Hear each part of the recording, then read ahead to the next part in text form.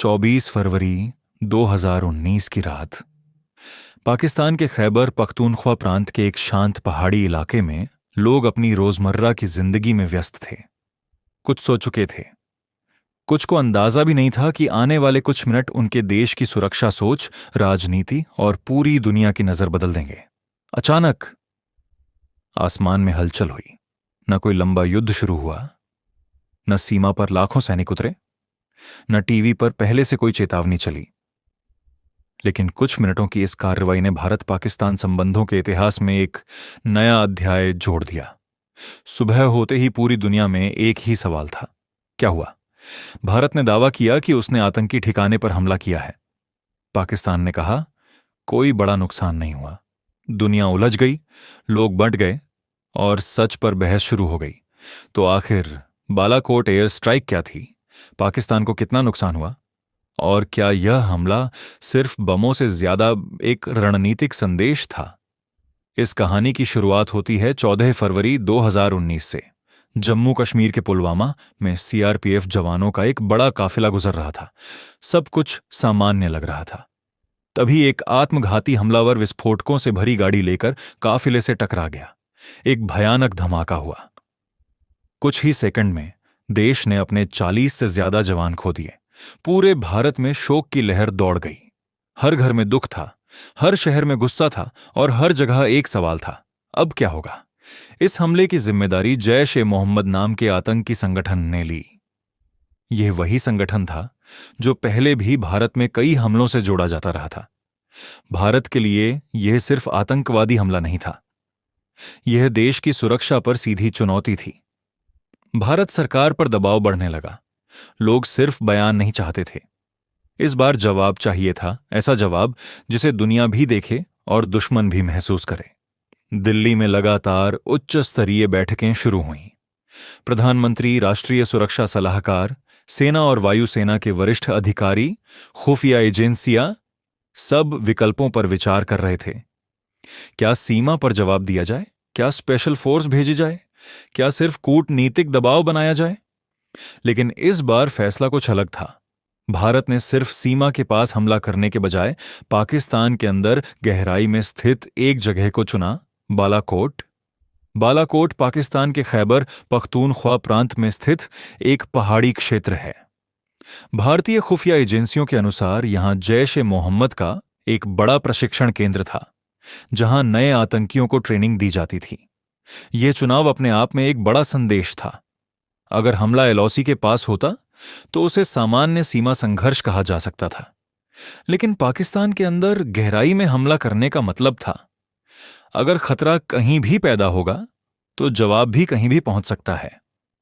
25 फरवरी की रात और 26 फरवरी की सुबह के बीच सब कुछ बेहद गोपनीय तरीके से शुरू हुआ। भारतीय वायुसेना के मिराज 2000 लड़ाकू विमान मिशन पर निकले। इनके साथ निगरानी विमान, इलेक्ट्रॉनिक सहायता और अन्य समर्थन भी था। यह सिर्फ उड़ान नहीं थी, यह सेकंड दर सेकंड योजनाबद्ध ऑपरेशन था। रूट ऐसा चुनना था जिससे दुश्मन की निगाहों से बचा जा सके। समय ऐसा चुनना था जब सफलता की संभावना सबसे ज्यादा हो। लक्ष्य ऐसा चुनना था जो संदेश भी दे और मिशन भी पूरा करे। फिर वह पल आया। भारतीय विमानों ने लक्ष्य की ओर बढ़ते हुए प्रिसीजन गाइडेड हथियार दागे। भारत ने बाद में कहा कि यह एक गैर सैन्य प्रीएम्प्टिव स्ट्राइक थी, जिसका उद्देश्य आतंकवादी ढांचे को निशाना बनाना था, न कि पाकिस्तान की सेना या आम नागरिक। यानी भारत ने दुनिया को यह संदेश भी दिया कि उसका निशाना पाकिस्तान की जनता नहीं बल्कि आतंकवाद है। लेकिन कहानी यहीं खत्म नहीं हुई। यहीं से असली विवाद शुरू हुआ। भारत ने कहा कि जैश के बड़े प्रशिक्षण कैंप को भारी नुकसान पहुंचा, कई आतंकी प्रशिक्षक और संभावित फिदायीन मारे गए। पाकिस्तान ने कहा, ऐसा कुछ नहीं हुआ, सिर्फ कुछ बम खुले इलाके में गिरे, पेड़ टूटे और मामूली गड्ढे बने। दोनों देशों के दावे बिल्कुल अलग थे। अब सवाल था, सच कौन बोल रहा है? दुनिया भर की मीडिया सक्रिय हो गई। सैटेलाइट तस्वीरें देखी जाने लगीं, रक्षा विशेषज्ञ विश्लेषण करने लगे, सोशल मीडिया पर बहस छिड़ गई। कुछ रिपोर्ट्स में कहा गया कि मुख्य इमारतें पूरी तरह नष्ट होती दिखाई नहीं देती। कुछ विश्लेषकों ने कहा कि आधुनिक हथियारों का उद्देश्य हमेशा इमारत गिराना नहीं होता, बल्कि विशेष लक्ष्य को नुकसान पहुंचाना भी हो सकता है। यही वजह है कि आज तक मृतकों की संख्या पर कोई सार्वभौमिक सहमति नहीं है। लेकिन क्या किसी हमले का असर सिर्फ टूटी दीवारों से मापा जाता है? जरूरी नहीं, क्योंकि बालाकोट एयर स्ट्राइक का सबसे बड़ा असर शायद जमीन पर नहीं, रणनीति पर हुआ। भारत ने पहली बार सार्वजनिक रूप से पाकिस्तान के अंदर एलओसी से दूर एयर पावर का इस्तेमाल किया। यह उस पुरानी सोच से अलग था जिसमें माना जाता था कि परमाणु हथियार रखने वाले दो देशों के बीच जवाब सीमित रहेगा। यानी यह सिर्फ हमला नहीं था, यह नई नीति की घोषणा थी। संदेश साफ था, अगर भारत पर बड़ा आतंकी हमला होगा तो जवाब सिर्फ बयान नहीं होगा। यह पाकिस्तान के लिए एक बड़ा रणनीतिक झटका था, क्योंकि वर्षों से उस पर आरोप लगता रहा कि वह आतंकवादी संगठनों को अपनी नीति के हिस्से की तरह इस्तेमाल करता है, जबकि पूर्ण युद्ध से बचा रहता है। अगर दूसरी तरफ से जवाब नियंत्रित लेकिन गहरा आने लगे तो यह मॉडल कमजोर पड़ता है। दुनिया की प्रतिक्रिया भी महत्वपूर्ण थी। कई देशों ने पुलवामा हमले की निंदा की और आतंकवाद के खिलाफ कार्रवाई की बात कही। साथ ही दोनों देशों से संयम बरतने को कहा। अंतर्राष्ट्रीय मंचों पर पाकिस्तान पर दबाव बढ़ा कि वह आतंकी संगठनों के खिलाफ कदम उठाए।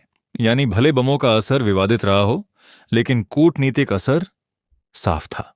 लेकिन कहानी में सबसे बड़ा मोड़ अभी बाकी था। 27 फरवरी 2019, बालाकोट के अगले दिन पाकिस्तान ने जवाबी हवाई कार्रवाई की कोशिश की। दोनों देशों के लड़ाकू विमान आमने सामने आए।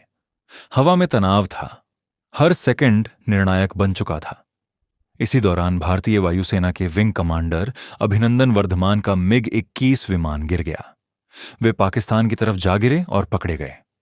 अब पूरा संकट और गहरा गया। पूरे भारत की नजरें एक ही खबर पर थीं। टीवी चैनलों पर लगातार कवरेज चल रही थी। दुनिया भर के विशेषज्ञ कह रहे थे कि दो परमाणु शक्ति संपन्न देशों के बीच तनाव खतरनाक स्तर पर पहुंच गया है। फिर सामने आया अभिनंदन का वीडियो। चेहरे पर चोट के निशान, लेकिन आवाज में संयम। उन्होंने ज्यादा जानकारी देने से इनकार किया। उनका शांत व्यवहार भारत में साहस का प्रतीक बन गया। कुछ ही दिनों बाद पाकिस्तान ने उन्हें रिहा कर दिया। पाकिस्तान ने इसे शांति का कदम बताया। भारत ने कहा कि यह अंतर्राष्ट्रीय दबाव और नियमों का परिणाम था। लेकिन इस घटना ने एक बड़ी सच्चाई दिखा दी।